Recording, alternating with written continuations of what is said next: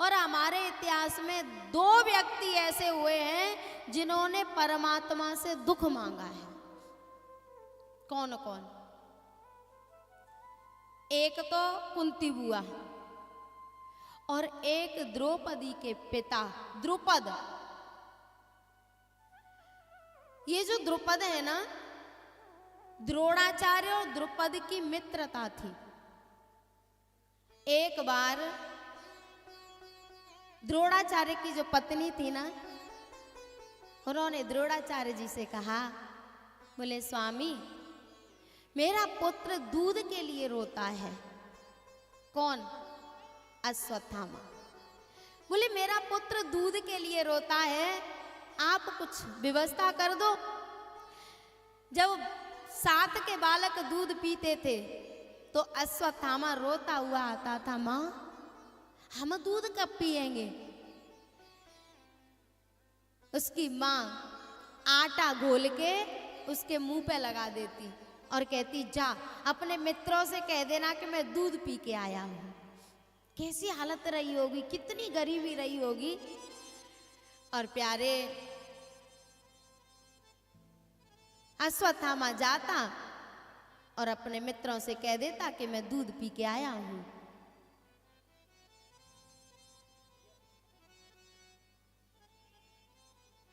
बैठ जाओ, अभी बैठ जाओ, है ना, नीचे कर लो स्वागत तब तक। हाँ तो बाद में चढ़ाना।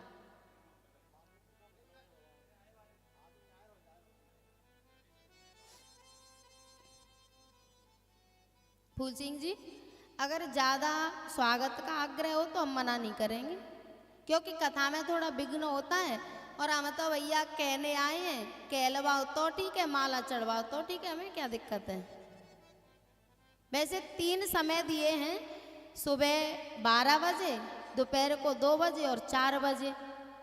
तो अगर आपका आग्रह हो तो, जैसी तेरी कोमरी वैसे मेरे गीत, यहाँ तो सब कुछ आता है। अगर तुम कहो तो स्वागत होता रहे, यहाँ तो भजन गाते रहेंगे। आ जाओ भैया, आ जाओ बेटा, भजन गा दो एक। आ जाओ, जो स्वागत करने वाले हैं आओ, वेलकम। मेरो राधा रमण गिरधारी, गिरधारी श्याम बनवारी। मेरो राधा रमण गिरधारी, गिरधारी श्याम बनवारी।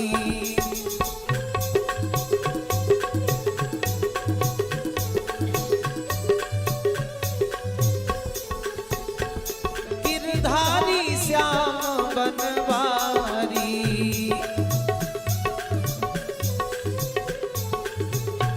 मेरो राधा रमण गिरधारी, गिरधारी श्याम बनवारी।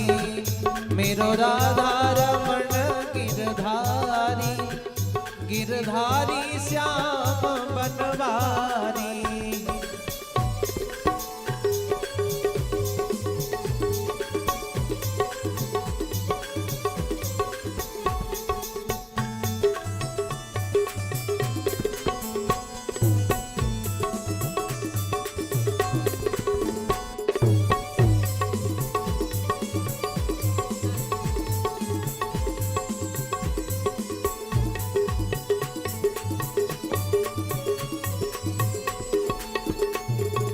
बंधु कहाने वाले,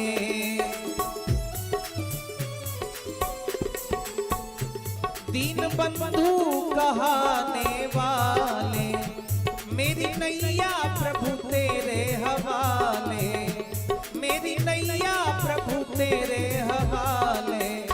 पार कर दो ना बांके बिहारी, गिरधारी श्याम बनवारी। मेरो राधा रमण गिरधारी, गिरधारी श्याम बनवारी।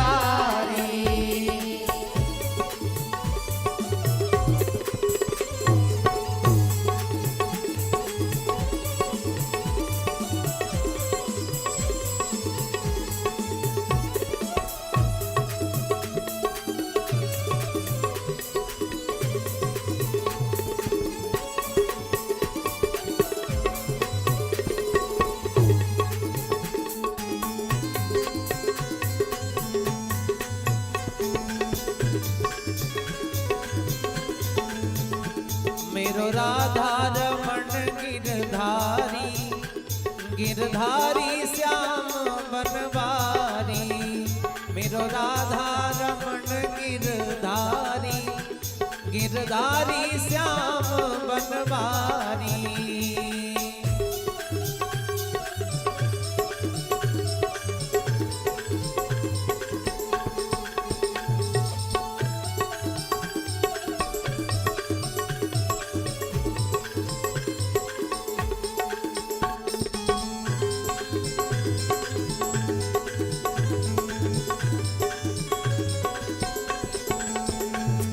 गोविंद सहारा तेरा है, गोपाल सहारा तेरा है, मैं तेरा हूँ तू मेरा है, मैं तेरा हूँ तू मेरा है। मेरो माधव मदन मुरारी, गिरधारी श्याम बनवारी, मेरो राधा रमण गिरधारी, गिरधारी श्याम बनवारी, मेरो राधा रमण गिरधारी, गिरधारी श्याम बनवारी, बनवारी श्याम गिरधारी, गिरधारी श्याम बनवारी, बनवारी श्याम गिरधारी। मैं तेरा हूँ तू मेरा है, ये दुनिया रहन बसेरा है, अब राखो लाज हमारी, गिरधारी श्याम बनवारी, मेरो राधा रमण गिरधारी, गिरधारी श्याम बनवारी।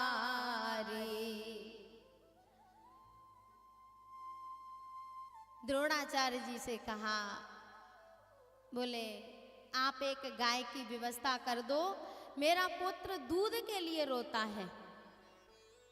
द्रोणाचार्य जी ने कहा, देवी मैं दूध की व्यवस्था कहां से करूं? बोले मुझे नहीं पता। द्रोणाचार्य जी ने सोचा कि मेरा एक मित्र है बचपन का, एक ही गुरुकुल में हम दोनों पढ़े थे, और वो मुझसे कहता था कि जब मैं राजा बन जाऊंगा तो अपना आधा राज्य तुम्हें दे दूंगा।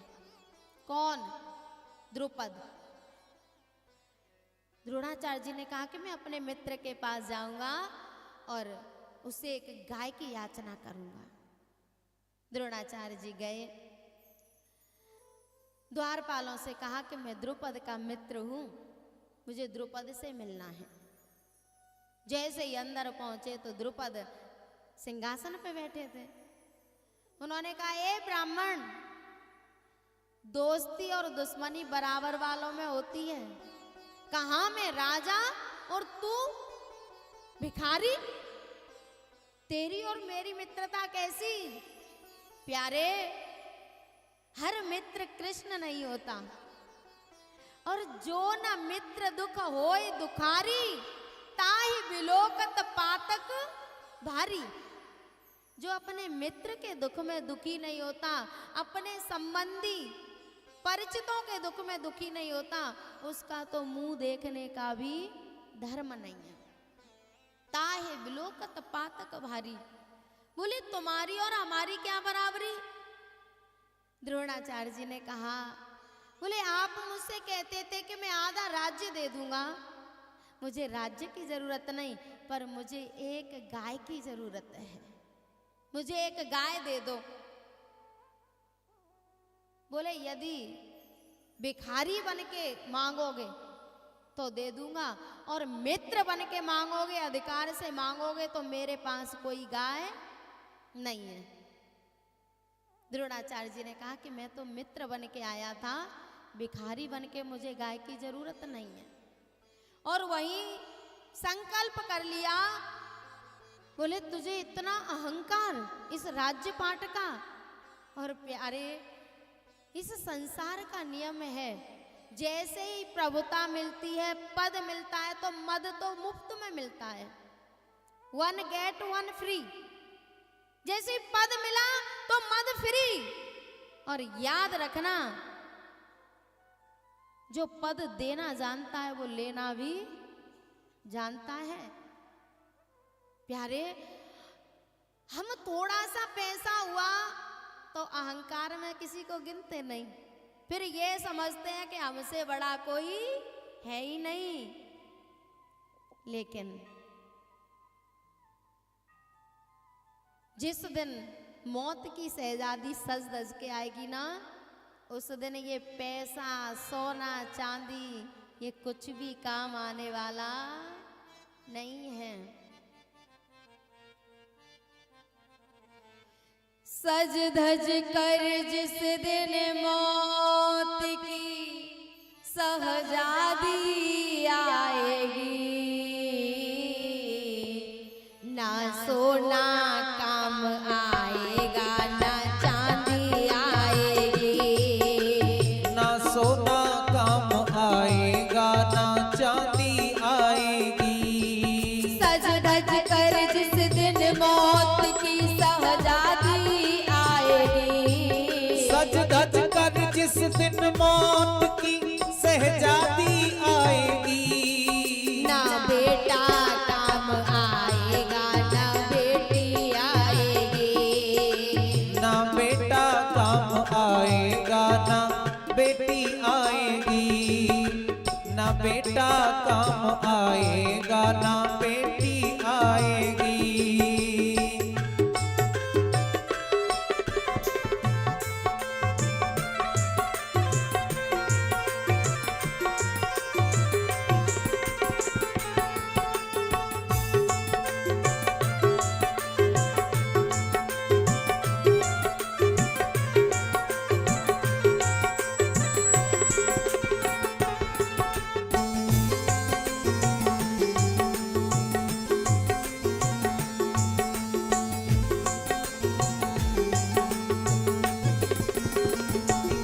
लाल बाबा, संसार में 4 प्रकार के अंधे होते हैं, 4 प्रकार के।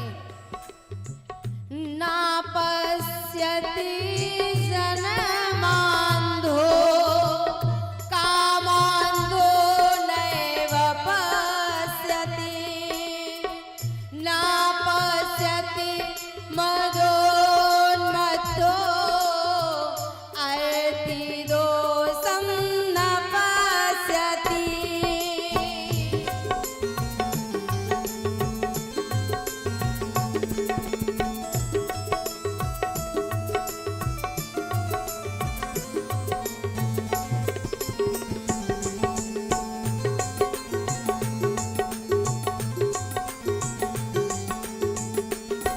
किस किस को दिखाई नहीं देता? जो जन्म का अंधा है उसे दिखाई नहीं देता। न पश्यति जन्मांधो, जो काम में अंधा हो गया है, कामनाओं में अंधा हो गया है, उसे भी दिखाई नहीं देता। न पश्यति जन्मांधो, कामांधो नैव पश्यति। और महापुरुषों ने तो कहा है,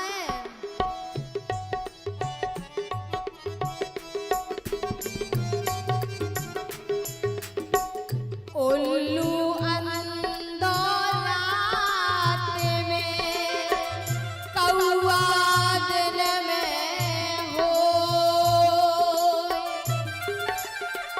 कौआ अंधो रात में, उल्लू दिन में होय। कामी अंधो रात दिन, बुद्ध गई सबको।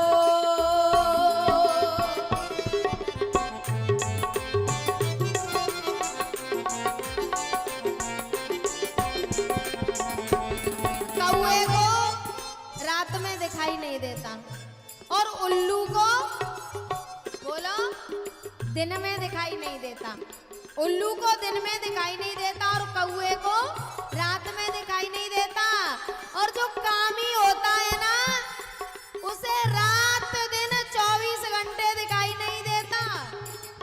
कामी अंधो रात दिन बुद्धि गई सब होय, ना पश्यति जन्मांधो कामांधो नैव पश्यति, ना पश्यति मदोन्मत्तो। मदोन्मत्तो थोड़ा सा शरीर में बल है ना, तो उस मतवारे को भी दिखाई नहीं देता। अर्थी दोषम न पश्यति, जिनके पास थोड़ा सा धन होता है वो भी अंधे होते हैं। आंख तो होती है पर उन्हें दिखाई नहीं देता।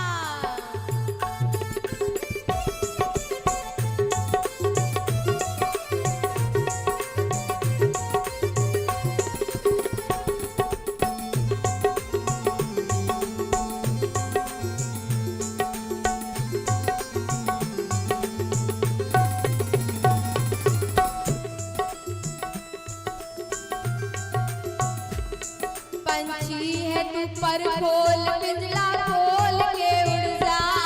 पंछी है तू पर खोल पिंजरा तोड़ के उड़ जा। पंछी है तू पर खोल पिंजरा खोल के उड़ जा।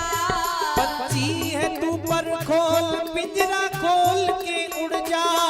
माया महल के सारे बंधन तोड़ के उड़ जा।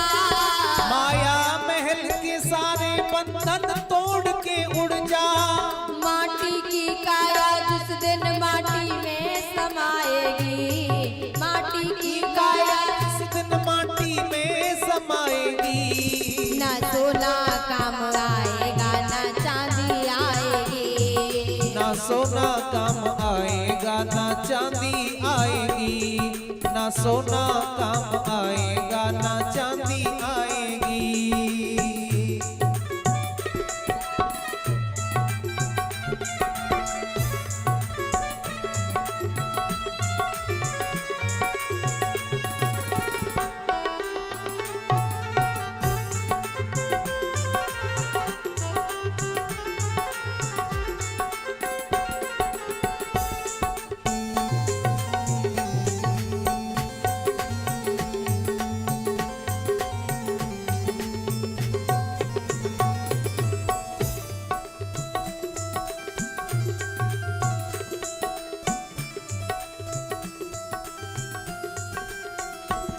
छोटा सा तू कितने बड़े सामान है तेरे।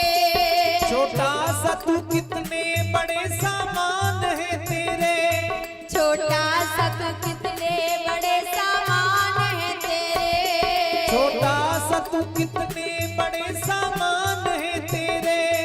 मिट्टी का तू सोने के सब सामान है तेरे।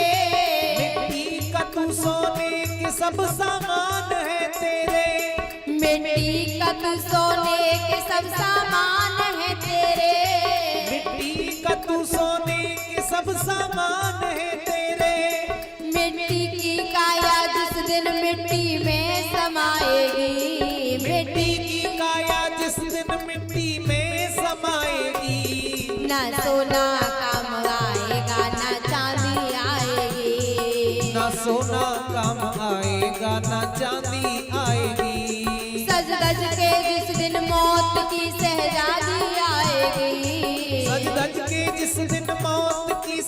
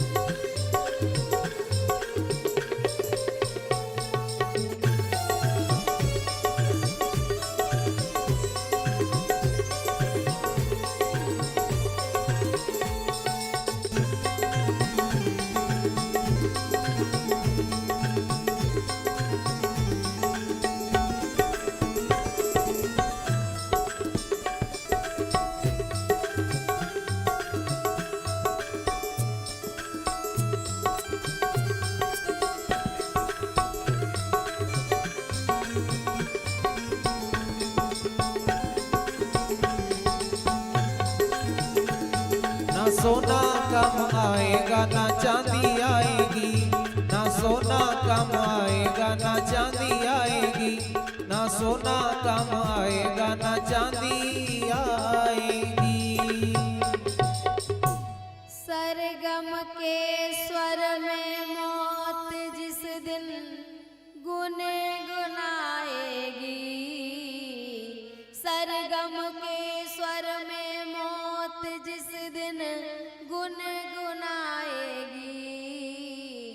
ना गाड़ी काम आएगी ना कोठी आएगी, ना सोना काम आएगा ना चांदी आएगी। प्यारे, द्रुपद ने द्रोणाचार्य जी का अपमान कर दिया। बोले कहाँ राजा भोज, कहाँ गंगू, तुम हमारी बराबरी, हमसे तुम्हारी मित्रता। द्रोणाचार्य जी ने वही संकल्प कर लिया, द्रुपद तूने मुझे वचन दिया था, पर तुम अपना राज्य आधा नहीं, एक गाय भी नहीं दे पा रहे। मैं तुम्हें वचन देता हूं कि मैं तुम्हें आधा राज्य दूंगा। संकल्प करके आ गए। पांडवों को धनुर्विद्या सिखाई और पांडवों से कहा, बोले जाओ द्रौपद को बंदी बना के लाओ। जब उन्होंने कहा कि गुरु दक्षिणा में क्या दें, बोले द्रौपद को बंदी बना के लाओ। और पांडव गए, द्रौपद को बंदी बना के लाए, द्रोणाचार्य जी के सामने खड़ा कर दिया। जैसे ही खड़ा किया, द्रोणाचार्य जी ने द्रौपद से कहा, बोले तुम मेरे शिष्यों के बंदी हो, मैं इनका गुरु हूं, अब तुम्हारा पूरा राज्य मेरा, और मैं तुम्हें आधा राज्य दे रहा हूं। तुमने तो नहीं दिया, पर मैं दे रहा हूं। और द्रौपद वहीं से गिलानी से वहां तो मित्रता कर ली। और याद रखना, अगर कोई नीच झुक रहा है तो वास्तव में उसका झुकना मत समझ लेना। नवन नीच की अति दुखदाई। अगर कोई दुष्ट प्रवृत्ति का है और आपके सामने झुक रहा है तो समझ लेना षड्यंत्र कुछ गहरा है। नवन नीच की अति दुखदाई। वहां तो मित्रता कर ली, लेकिन जाके पुत्रेष्टि यज्ञ किया। द्रौपद के कोई संतान नहीं थी। एक लड़की थी जिसका नाम था शिखंडिनी। शिखंडिनी का नाम तो सुना है, पितामह भीष्म की मृत्यु का कारण वो थी। बस जाके पुत्रेष्टि यज्ञ किया, और पुत्रेष्टि यज्ञ में कोई भक्त संतान नहीं मांगी, कोई वीर संतान नहीं मांगी। तो संतों को बुलाया और कहा कि मुझे द्रोणाचार्य को मारने वाला पुत्र चाहिए। द्रोणाचार्य को मारने वाला। संतों ने कहा कि उस पुत्र के साथ एक कन्या भी होगी। बोले कोई बात नहीं, वैसे तो कन्या से मुझे नफरत है, पर मुझे पुत्र के साथ में होगी तो कोई दिक्कत नहीं। आहुतियां दी गई कि द्रोणाचार्य को मारने वाला पुत्र पैदा हो। धृष्टद्युम्न प्रकट हुआ अग्नि में से, यज्ञ में से। लाल बाबा, वैसे ये सत्कर्म होते हैं ना, यज्ञ कथा, ये सत्कर्म होते हैं, ये कल्याण के लिए होते हैं। पर जो दुष्ट प्रवृत्ति का होता है वो अहंकार को पोषित करने के लिए करता है, नाम करने के लिए करता है। दक्ष ने भी तो यज्ञ किया था, दक्ष का यज्ञ सफल नहीं हो पाया। क्यों? क्योंकि यज्ञ कल्याण के लिए होता है, भक्ति के लिए होता है, और वो शंकर भगवान का अपमान करने के लिए कर रहा था। यज्ञ तो सफल नहीं हुआ, प्यारे का सिर कट गया, बकरे का सिर लग गया। क्यों? क्योंकि अंदर भाव गलत था, प्रयोजन गलत था, और इसका भी प्रयोजन गलत था द्रौपद का। द्रोणाचार्य जी को मारने वाला पुत्र चाहिए। पुत्र पैदा हुआ तो खड़े होके चल दिए द्रौपद। संतों ने कहा कि अभी एक पुत्री और होनी है, उसके लिए आवाहन करो। बोले मुझे पुत्री की जरूरत नहीं है। बोले हमने कहा था कि पुत्र होगा तो उसके साथ तो पुत्री भी होगी। बताओ कैसी पुत्री चाहिए। कैसा बाप है द्रौपद। यज्ञ के पास जाके आवाहन किया। बोले ऐसी पुत्री चाहिए जिसको हर कदम पे परीक्षा देनी पड़े। ऐसी पुत्री चाहिए जिसके जीवन में सुख का लेस मात्र भी ना हो। ऐसी पुत्री चाहिए जो धर्म संकट में फंसी रहे। दो लोगों ने कष्ट मांगे हैं, एक तो कुंती बुआ ने और एक द्रौपद ने पुत्री के लिए। जैसे ही द्रौपदी प्रकट हुई, द्रौपदी अयोनिजा है, अग्नि से प्रकट हुई। द्रौपद ने उसका मुंह भी नहीं देखा। द्रौपदी सोचने लगी कि ऐसे जीवन से क्या फायदा। पिता घृणा कर रहे हैं, मरने के लिए चली।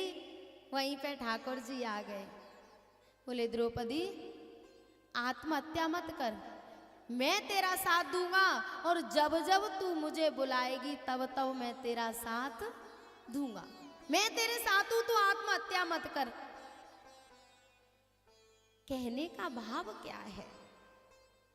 मेरा प्रयोजन आपको कथा सुनाना नहीं, प्रयोजन ये है कि जब तक तपेंगे नहीं तब तक निखार आने वाला नहीं है। जीवन में कष्ट भी जरूरी है। जब तक कष्ट नहीं आएंगे तब तक निखार नहीं आएगा। जब तक कष्ट नहीं आएंगे तब तक परमात्मा की कृपा नहीं होगी। क्योंकि जब परमात्मा के यहाँ प्रवेश मिलता है ना, तो पहले परीक्षा देनी पड़ती है। प्यारे, एक बार दुर्योधन ने पितामह भीष्म से कहा, बोले मुझे तो लगता है आप शरीर से हमारे तरफ हो लेकिन मन से पांडवों की तरफ हो, हमें ऐसा लगता है।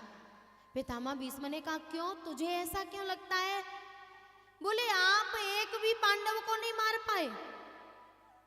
पितामह भीष्म ने 5 बाण लिए और संकल्प कर लिया कि कल मैं 5 पांडवों का गोविंदाय नमो नमः कर दूंगा। प्यारे, जब ये बात भगवान को पता चली तो अर्जुन तो सो रहे हैं, पर भगवान अर्जुन के शिविर के सामने इधर उधर घूम रहे हैं, नींद नहीं आ रही। द्रौपदी ने कहा स्वामी आपको नींद आ रही है? आपको पता है पितामह भीष्म ने संकल्प किया है कल आप 5 की मृत्यु हो जाएगी। अर्जुन ने कहा जिसके सिर पे गोविंद का हाथ है ना, उसका कोई बाल भी बांका नहीं कर सकता। मैं सो रहा हूं पर वो तो जाग रहे हैं, तुम चिंता मत करो। द्रौपदी से ठाकुर जी ने कहा द्रौपदी चल मेरे साथ। बोले कहाँ? बोले जहां मैं ले चलूं। ठीक है, द्रौपदी चली, पितामह भीष्म के शिविर में लेके गए। द्रौपदी से कहा अपनी चप्पल खोल दे। चप्पल उठा के ठाकुर जी ने अपने पटके में लपेट के अपनी कांख में लगा ली। बोले जा पितामह भीष्म के पास प्रणाम कर। और जैसे ही द्रौपदी गई, पितामह भीष्म को प्रणाम किया तो आशीर्वाद दे दिया, सौभाग्यवती भव। द्रौपदी ने कहा पितामह आपने ही दोनों संकल्प किए हैं, आपने कहा कि कल पांडवों को मार दूंगा, आप ही सौभाग्यवती होने का आशीर्वाद दे रहे हैं, अब कौन सी बात को पूरी करोगे? पितामह भीष्म ने कहा द्रौपदी मैं कुछ करने वाला नहीं हूं, करने वाला तो वो है जो तुझे लेके आया है।